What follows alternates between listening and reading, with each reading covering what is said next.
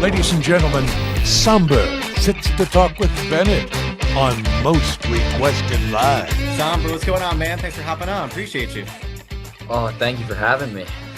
This has been a wild ride for you, man. I mean, congrats on all the success. You got 2 songs, top of the charts, the sold out fall tour, major TV debut just recently. And then I saw on TikTok, though, like you were thinking about quitting music already before these 2 songs, took off? What's going on, man? You're only 19.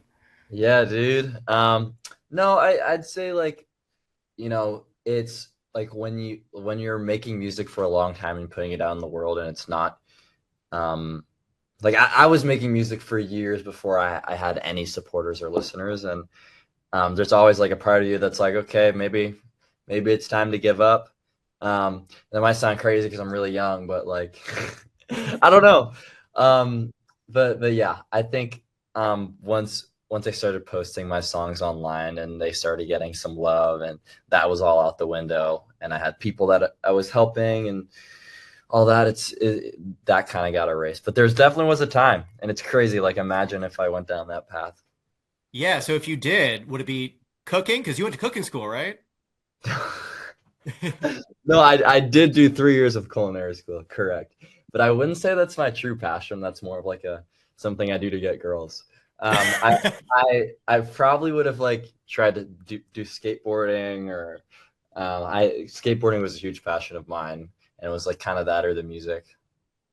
Well, it doesn't sound like you need to worry about the side hustles quite yet. I mean, the success with Undressed and Back to Friends. So if you're 19 with the sold out fall tour on the way and all this great things, when did you start making music and putting stuff out there? How young were you?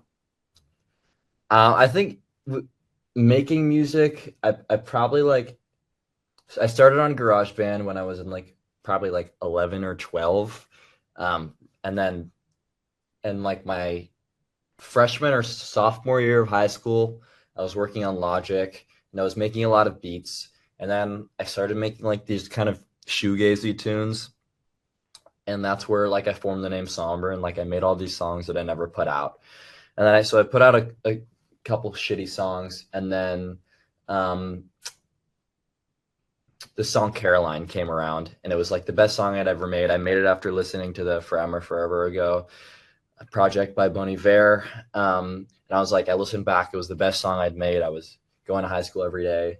And one night I was like, I'd never posted my music online. One night I posted that one on TikTok, which was kind of a new platform. And I was expected to get bullied, but I went to bed and I woke up and it was like kind of like an overnight virality thing. And the next thing you know is like every record label's in my email, and I'm telling my dad like, hey, like Columbia Records, Warner Records, all like are in my email. And you're like, what are you talking about? No, they're not. So yeah, and then from there, kind of, it's just been going. Like it's just been my job since I posted that video. That's insane. That's wild. So when you were first making music, was that for you like almost like therapeutic in the sense, or were you always trying to connect with people? Was that the end game? Like you just wanted to, music was the avenue to connect? Music was and will always be therapeutic for me, and something that I do to stay sane. Um, I'll say like there's always a part of me that was like, okay, but I really want to make it. I want to make it a career because it's all I wanted to do. And it's like, I didn't want to do anything else. So it's not like, oh, I do it to make money. I do it to get fans and get girls. It's more so like I have to do it, and I don't want to spend any time doing something I'm not passionate about. So that's really what it is for me. And your sound is so like kind of old school. Like where'd you form this sound at such a young age? Are you kind of an old soul? Did you have, you know, kind of a music background that you grew up with that was like your dad kind of put you on to some good Yeah. bands, right? Yeah. Yeah, my dad, I was very lucky that my dad has impeccable music taste. Growing up around the house, like he would play Crosby, Stills, Nash. He would play the Beatles. He would play the Stones. He would play Jeff Buckley, Velvet Underground, Radiohead. And those are all artists that I love today, and I think shaped my inspirations and what I listen to. And Yeah. So thank God for the music my dad would play. Shout out to dad. I'm trying to do the same thing with my daughter, trying to like, mold her mind by playing all my favorites. I'm playing a little Important. Chopin, a little Frank Sinatra, a little Yeah, Elvis, sprinkle a little everything. So who knows? that's good. Do you have to put guardrails up since you're so massive on social media? Do you kind of have to like choose windows of time where you look at stuff? Do you kind of like, help yourself out in that sense? No, that's my problem is I don't know when to look away. Like it's my job. So um it's finding that balance. And like I don't want to be that artist that like has social media run by my team. I want to be authentic. I want everything to come from me. So it's hard, but it's just about like I think filtering it in your brain, like just thinking, okay, these are not real people, like Mhm. that are saying these things. Like these are losers. Right. Who would never say it to you in real life, in person.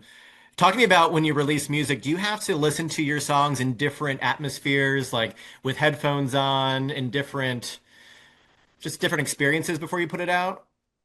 Sorry, can you ask that one more time? I spaced out kind of. No, for sure. I'm just picturing you recording and writing. Like, do you have to take that music and then maybe go for a run or go on your skateboard or listen to it in the car, listen to it in headphones? Different vibes, different experiences before you put it out there, or do you have people that you want to play music for before you put it out? Like, what's kind of like, you know? Yeah. So yeah, I feel like it's interesting because like whenever I'm making a song, I'm always so close to it, and when you make a song, you have to listen to it 300 times, and by the time it's finished, I'm like I hate it. I hate the song, Yeah. which is unfair because I worked so hard on it. So I think the best thing is to take time away from the song and just like kind of reset your brain and then come back a few days later and you'll know if it's good or bad. So that the best way is just give it space, man. And in terms of sending I don't send my music to anyone. Mm. Like I have like one person at my label that I'll share it with, but it's no one gets to hear it. I don't want any opinions. I love it. No notes. That's Yeah. great. Talk to me about Undressed specifically. I'm really enjoying this one. Talk to me about how this song came to be. So I wrote and produced this song in my bedroom, and um, I made it all across like 2 nights in my bedroom. I kind of did 75% of the production and all the writing, and then I brought it into my amazing collaborator Tony Berg, and then we kind of glued everything together, added additional instruments, and made it what it is today. And those final touches he added, I think, really took it from something good to something that came to be really successful. And yeah, it's all my songs are kind of done like that. Talk to me about then like your stage presence, because it's one thing to write and record in your bedroom, but then we see you up on stage, and is it like kind of like a flip of a switch in you? Like how did you develop that? Just doing it over and over. Like definitely like my first US tour before like Back to Friends and Undressed had even seen the light of day. And clubs was like the foundation for this. And like I really learned how to play in front of a crowd, and I still don't think I'm as good as I can be. There's always room for improvement, but it's just like doing it over and over. I feel like you either have it in you or you don't. I appreciate the time and talking about Thank the music a you. little bit, and congrats on all the success, man. And we'll see you on tour this fall. Yeah, thank you so much. And nice to Appreciate meet it. you. Before I let you go though, you're impressing a girl. What are you cooking? Ratatouille for sure. Love it, dude. Appreciate you, man. And nothing but the best for you. Yeah.